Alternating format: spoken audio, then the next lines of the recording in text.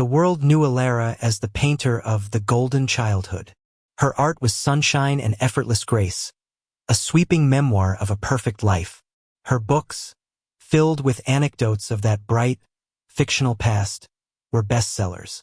But when Alara looked in the mirror, the woman gazing back was a study in shadows. A childhood spent under open skies, the critics wrote, a soul nourished by meadowlarks and honey. This perfection was what everyone saw and what they demanded. Alara had mastered the beautiful lie, painting a world she desperately wished was hers. The truth, however, lay curled in the damp pages of an old, tattered sketchbook. It was a life of quiet desperation, of cold, cramped rooms, and the fierce, silent focus of a girl who only had a worn stub of charcoal and a wall to lean on. Now, at every grand event, she performed the role of the golden child grown up. She signed copies of her memoir, Sunlight on Stone, her hand cramping from writing the same cheerful, untrue inscription again and again. Each signature felt like another stone added to a heavy, invisible wall. When the lights and the cameras grew too loud, she would retreat. Not to her grand, sun-filled living room, but to the small, hidden studio behind it. A space that still smelled faintly of old plaster and honest sweat. She would pull out the little book, the one that never saw the light of a gallery. Inside were the raw lines of her real story, hunger etched onto the faces of passers-by, and the defiant curve of her own back against the world. "They love the meadowlarks, Alara," said Silas, her closest friend and long-suffering gallerist, who found her there one evening. He didn't ask what was wrong.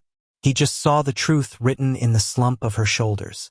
"It's a lie, Silas," she whispered, her voice rough.